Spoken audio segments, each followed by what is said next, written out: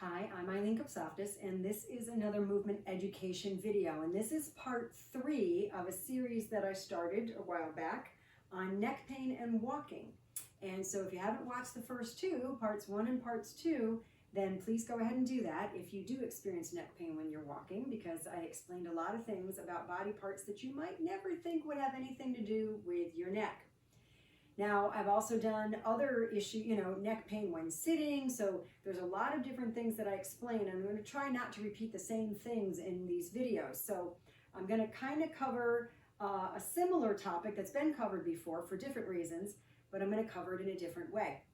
And I'm going to give you some movements that you can try and see if that doesn't help you resolve the problem. So when you're walking, if you watch part 2, I talk about what happens from the ground up and how important that lower body part is and how it can affect everything from the ground up and lead to neck pain. And I shared a great story. In part 2, I talked about another body part that's still below the neck, but much higher up than the ground. And I talked about different ways that you could impact that and see if that's not part of your problem. So now I'm going to cover another body part that can lead to some neck pain when walking. And I'll explain some of the reasons why. Without going into too much detail. I don't want your eyes to glaze over and, show too much anatomy and things. But I want you to understand that your hips will impact a lot of different parts of the body. Hips will lead to knee pain. Hips can lead to low back pain. I often joke and say, ignore the low back to fix the pain, because it's usually the hips or the thoracic spine or both or some other body part.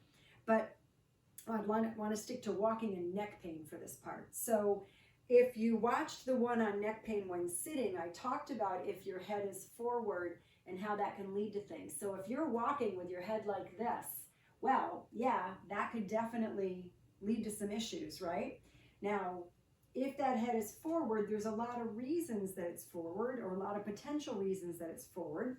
One of them might be that you're kind of stuck this way with a little bit of flexion in your hips, because your body doesn't know how to straighten up and get those hips nice and straight. As soon as I straighten up, my head comes back, right? But if I'm bent forward, my head goes forward. So you want to make sure that your hips are able to fully extend or get nice and straight right here and not be stuck forward. A lot of the reasons they can be stuck forward has to do with too much sitting. That psoas muscle kind of locks short. It doesn't know how to get longer and keep you stable when you're upright. It's really a stabilizing muscle. It stabilizes your pelvis. It attaches to your lumbar spine.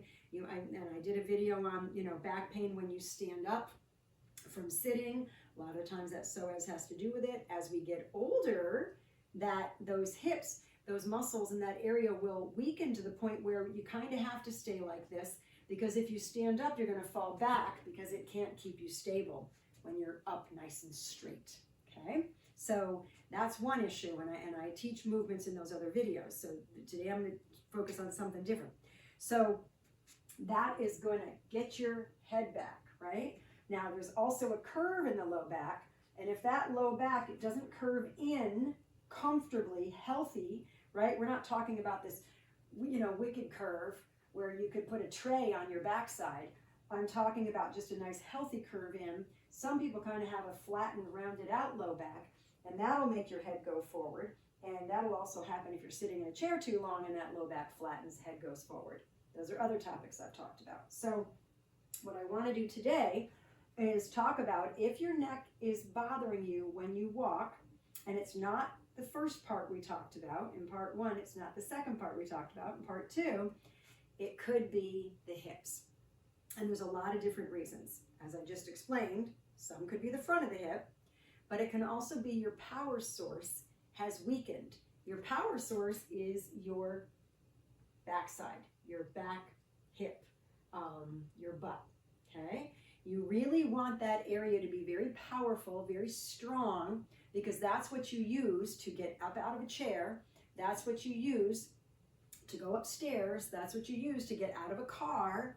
That's what you use to squat down and stand up from squatting. So it's really important that that works. That's what you use when you push open a heavy door. I've had people tell me that, oh, my arm is so weak, I just can't push the door. It's not your arm. For every action the body performs, an equal and opposite reaction occurs. So when I go to push with my arm, I'm pushing into the ground with my leg, and I'm counting on my power source, right? That has to stabilize me so I can push that door open. So believe it or not, if you can't push open a heavy door, it's not your arms. You've lost your power source. You've got a weak butt. It's probably flattened, it's probably flaccid, it probably has no strength or firmness to it. You really want bungs of steel as long as you're above ground. I'll be honest, okay? Because that's your power source. You use it for everything. So what if your power source isn't working when you're walking? Well, every time you go to land on your heel and pull yourself forward on that leg, that power source is a big part of that ability to do that. Now we also have other parts of the hip that's involved. When you're walking, and I explained this in the other videos, but your hips are also going side to side, and they're rotating as you bring one foot forward, right? I'm exaggerating that so you can see it, but there's a rotation involved. The side to side is very, you want it to be limited. You don't want it to be this big, right? You'll see people when they go to take a step, they kind of limp, right? If I pick that foot up, that hip is so weak, it can't stabilize me and it just drops over. That's like a Trendelenburg gait. So what we want is we want the outside of our hips to be very stable and strong and able to control that motion as it occurs. We want the backside to be very strong and powerful so that we can step and really use that power to propel ourselves forward. We also want the front of the hips to stabilize us as they open up. We want them to be able to get longer so we can take a nice stride and not worry about a short stride, because that doesn't want to open up and take a nice big step, right? And it doesn't have to be a huge lunge when you're walking, but you want it to be a comfortable step forward, so this has to open up. What if it's locked tight? What if you have to take these small steps, right? And you'll see this with older people. What do? They shuffle. They're kind of stuck forward and they're shuffling.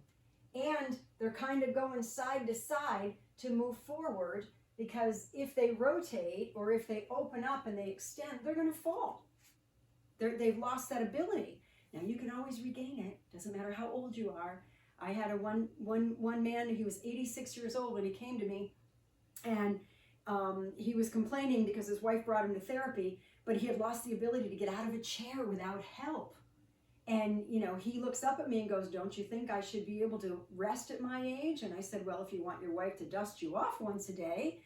I mean, he was still living, right? So, and it was funny, we had him leg pressing, I think 200 or 300 pounds within a couple of weeks. So it doesn't matter how old you are, right? You can always get stronger. That's how your body's designed to improve when you work it the right ways without hurting yourself. So you want to be able to get these hips to be working. Power source, strength, endurance, ability to lengthen under load and keep you stable.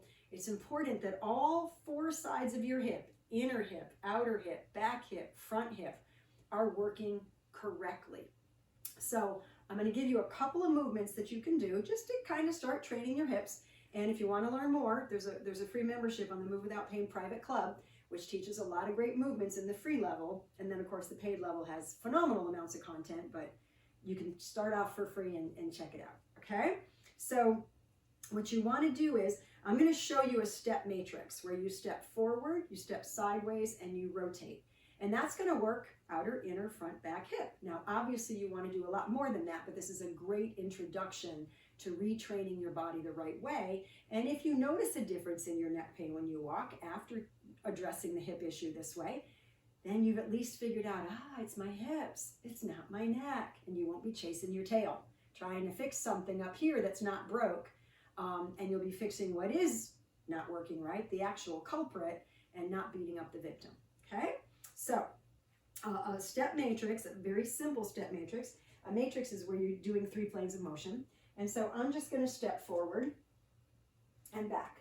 So when I step forward, I want to really lean into that leg, and I want to work that hip. Now, when I step forward with this leg, I'm working the back hip on the right, but I'm working the front hip on the left. It's kind of funny, but you can't really work one hip without working the other. So I sort of joke with the people I work with and say, you've only got one hip, because you can't work one without the other. So if I step forward and lean into that, I'm loading the back of the hip. But again, I'm loading the front of the hip as well as it gets longer, and it controls the motion and then pulls me back. So obviously you would do that both sides. So that's going to work the front and the back of the hip. You can alternate, or you can do one at a time for multiple reps. You want to try to keep your heel down and your knee straight here, because that's going to help you to load that better. It's also going to help to improve your ankle function, because you'll be improving dorsiflexion, which in part 1, you know why that's important. So that's one motion. The other motion would be to go sideways. And if I go out to the side, I'm loading my outer hip on this side, and I'm loading my inner hip on this side. So it's a beautiful way to really get outer and inner hip loading. And you try not to let that ankle roll, right? Try to keep that foot on the floor so you're not injuring your ankle. And that's also going to help with some ankle motion as well, eversion and inversion, okay? And of course you would do that both sides. And the leg that's moving, that knee bends, right? I'll show you from the side. The leg that's moving, that knee bends. The leg that's not moving or staying more still, that knee is straight, and it gives you a nice healthy motion. Last one is turning. This one's a little bit, you got to kind of pay attention to what I'm saying here. So you want to do a back step and turn. The front knee is going to stay nice and soft. You don't want to injure that knee. You're not trying to twist your ACL off, right? But I'm going to lean into this leg, and so I'm loading the back hip again, but I'm loading it in a rotation so that we're restoring that part of, gait as well. And of course, the other side is the same thing, a nice back step with a twist. So my feet kind of look like the letter L when I do this. You don't want to step directly sideways. You want to step backward, okay? So I step back, I lean into that leg, I come back. So the back hip here is working, but because I'm rotating away from the front hip here is working as well. So I'm loading back hip on this side, front hip on this side, and I'm doing it in rotation. So there's so many movements, so many things that you can learn how to retrain your body. I've had so many people really benefit from training this way. I've had countless people tell me how much they love these workouts because it feels so natural. The body feels so good when they're done, and their pain goes away. If they've got pain, if they've got instability, they get more stable. If they've got weakness, they get stronger, and they feel better. It's authentic human movement. And so it's truly my passion that you can learn how to move without pain, so that you can age without decline and have lifelong well-being. All right, I'll see you next time.